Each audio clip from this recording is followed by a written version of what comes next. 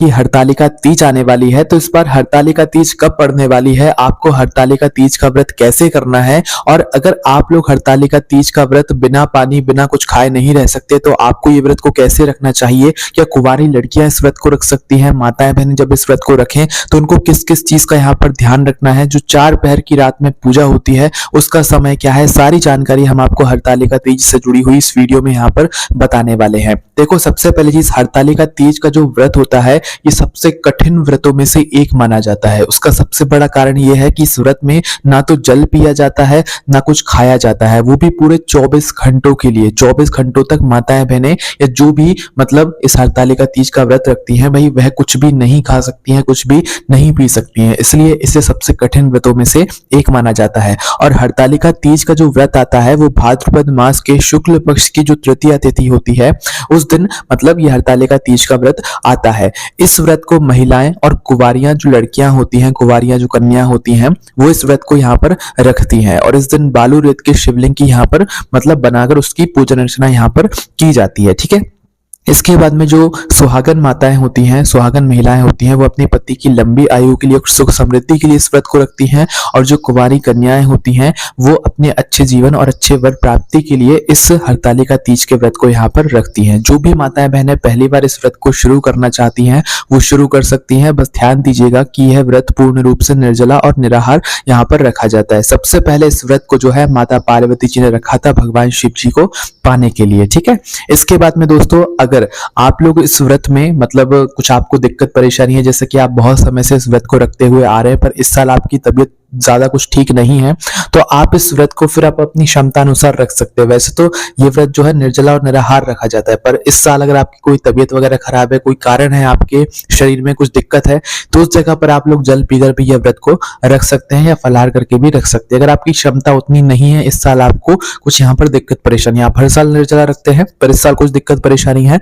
तो आप ऐसा ये कार्य अपनी क्षमता अनुसार फिर इस व्रत को यहाँ पर रख सकते हैं। ठीक है, इस व्रत में रात्रि जागरण भी किया जाता है। आइए अब हम जानते हैं कि इस बार हरतालिका तीज का व्रत कब है, इसकी तिथि कब से लेकर कब तक लग रही है और आपको इस व्रत का पारण कब करना है ना।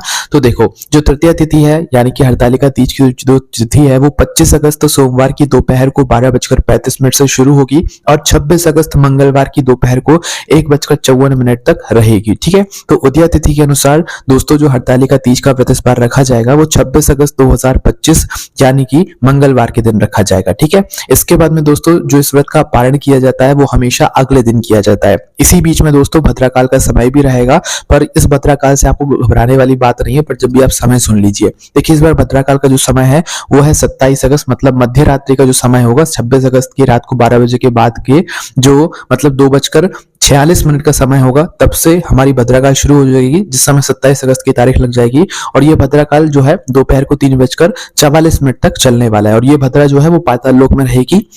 इसलिए इस बीच में जो भी आप शुभ या मांगलिक कार्य करना चाहते हैं, व्रत का पारण वगैरह करना चाहते हैं, सारे कार्य कर सकते हैं, क्योंकि ये भद्रा आपके लिए कुछ भी यहाँ पर नुकसानदायक नहीं रहेगी, ये भद्रा पाताल लोक में रहेगी। ठीक है, तो भाई भद्रा से घबराने की कोई बात नहीं, बस वो समय था तो हमने आपको यहाँ पर बता दिया। ठीक है, अब हम जानते हैं कि आप लोगों को अपने व्रत का पारण कब करना है और व्रत पारण करने का जो शुभ मुहूर्त है वो कब से लेकर कब तक है ना। तो देखो, 26 अगस्त के दिन आप लोग व्रत रखेंगे अपना हरतालिका तीज का। इसके बाद में 27 अगस्त के दिन आप लोग सूर्योदय के बाद जो है आप अपने व्रत का जो पारण है वो कर सकते हैं। ठीक है, कब से लेकर कब तक है शुभ मुहूर्त वो जान लीजिए। देखिए, व्रत पारण करने का शुभ मुहूर्त है 27 अगस्त बुधवार के दिन सुबह 5:40 से लेकर सुबह 7:05 के बीच में आप अपने व्रत को खोल लीजिएगा, बहुत ज्यादा सही रहेगा। इससे अगर थोड़ा बहुत लेट भी हो जाता है तो भी कोई दिक्कत परेशानी है, बस शुभ मुहूर्त में व्रत का पारण करेंगे तो बहुत ज्यादा यहाँ पर अच्छा रहेगा। ठीक है, अब इसके बाद में दोस्तों अब हम लोग जानते हैं कि इस व्रत में आप लोग क्या क्या ले सकते हैं और कब तक ले सकते हैं। देखो, सबसे पहली चीज, जब आपका व्रत शुरू हो तो रात्रि में मतलब सुबह की जो 4:35 का समय रहेगा 26 अगस्त के दिन का, सुबह 4:35 के पहले पहले आपको दूध पीना है, जल पीना है, जो भी लेना है आप वो ले ले। इसके बाद आपका फिर व्रत शुरू हो जाएगा सूर्योदय से या ब्रह्म मुहूर्त से व्रत हमारा शुरू हो जाता है। ठीक है, तो इससे पहले दूध पानी जो पीना हो वो एक बार पी लीजिए, क्योंकि फिर उसके बाद 24 घंटे बाद ही आपको ये सारी चीजें मिलेंगी। ठीक है, अब हम 4 पहर की पूजा के समय के बारे में बात कर लेते हैं कि पूजा का समय कब होता है। 4 पहर की रात्रि में जो पूजन होती है उसका, है ना। तो 4 पहर की पूजा में प्रथम पहर की जो पूजा होती है वो शाम 6 बजे से लेकर रात 9 बजे के बीच में होती है। दूसरे पहर की जो पूजा होती है वो रात 9 बजे से लेकर रात को 12 बजे के बीच में होती है। तीसरे पहर की जो पूजा होती है रात को 12 बजे से लेकर 3 बजे के बीच में होती है। चौथे पहर की जो पूजा होती है वो सुबह 3 बजे से लेकर सुबह 6 बजे के बीच में होती है। ठीक है, और ये पूजन जो है आप लोग मंदिरों में जाकर भी कर सकते हैं, किसी के घर पर अगर हो रही है, वहां पर अगर पार्थिव शिवलिंग बनाया हुआ है तो वहां पर जाकर भी आप लोग पूजन अर्चना कर सकते हैं। और अगर आप अपने घर पर ही पूजन करते हैं हरतालिका तीज की, तो आप अपने घर पर ही कर सकते हैं। इसमें रात्रि जागरण होता है, ये आप सभी लोग अच्छे से यहाँ पर जानते हैं। अब हम लोग जान लेते हैं हरतालिका तीज में सुबह की पूजा का शुभ मुहूर्त और शाम की पूजा का शुभ मुहूर्त, है ना, क्योंकि कुछ लोग सुबह और शाम की पूजन भी यहाँ पर करते हैं, सभी लोग करते हैं जो लोग व्रत रखते हैं। ठीक है, तो माताएं बहनें, हरतालिका तीज के जो सुबह की पूजा का शुभ मुहूर्त है वो है सुबह 5:56 से लेकर सुबह 8:31 के बीच में आप लोगों को सुबह की पूजन कर लेना है।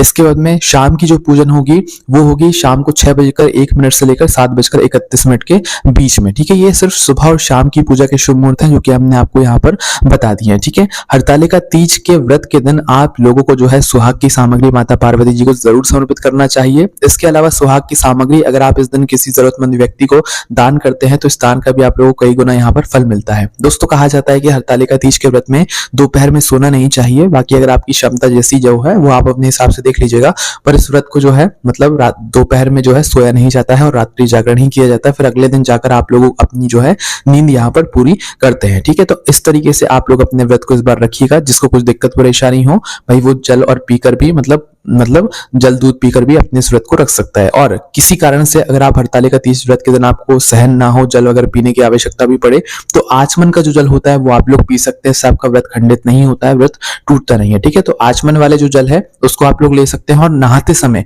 जब आप कुल्ला वगैरह करेंगे, सुबह उठकर जब आप मुंह वगैरह धोएंगे, तो उस जगह पर आप जो अपने मुंह के अंदर पानी लेंगे उससे भी आपका व्रत खंडित नहीं होगा, नहीं टूटेगा। और दूसरी जगह जब आप अपने व्रत का संकल्प लेंगे, आचमन करेंगे जल का, उस समय भी आपका व्रत नहीं टूटेगा। ठीक है, तो ये 2 जगह है जहां पर आप अपने व्रत में जल वगैरह मतलब एक तरीके से ग्रहण